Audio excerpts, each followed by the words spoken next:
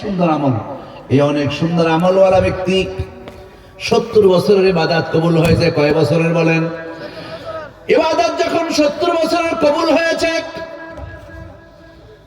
আল্লাহ রাব্বুল আলামিন ওই লোকটা মারা গেল, ফেরেশতাদেরকে নির্দেশ করলেন, ফেরেশতারা যাও, আমি এই লোকটার জীবনের 70 বছরের ইবাদত কবুল করেছি, আমার বান্দাকে আমার রহমতের সঙ্গে জান্নাতে নিয়ে যাও। সুবহানাল্লাহ।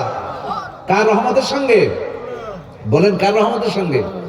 আল্লাহর রহমতের সঙ্গে জান্নাতে নিয়ে যাও। লোকটি বলল, ফেরেশতারা দৌড়ে তার কাছে চলে গেল।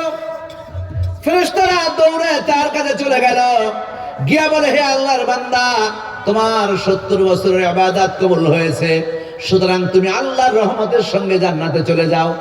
লোকটি বলতেছে, দেখো, তাহাজ্জুদ পড়েছি আমি, দিনের বেলা আমার সব সম্পদ গুলি আল্লাহর রাস্তায় ব্যয় করেছি আমি, রোজা রেখেছি আমি, কবুলিয়াত ইবাদত হলো আমার।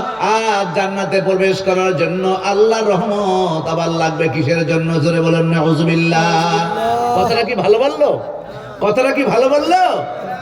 যে তাহাজ্জুদ পড়েছি আমি, রোজা রেখেছি আমি, আমার সব সম্পদ মানুষের মাঝে বিতরণ করেছি আমি, এখন আল্লাহর রহমতের সঙ্গে যাওয়া লাগবে কেন?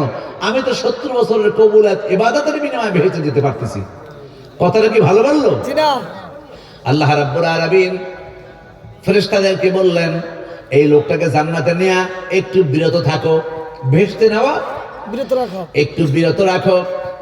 আমার বান্দাকে জাহান্নামের আগুন যেই জায়গায় জ্বলে, দোজখের আগুন যেই জায়গায় জ্বলে, সেই জায়গা থেকে 70,000 মাইল থেকে একটু ঘুরিয়ে নিয়ে আসো। কয় হাজার মাইল? 70,000 মাইল দূর থেকে একটু ঘুরিয়ে নিয়ে আসো।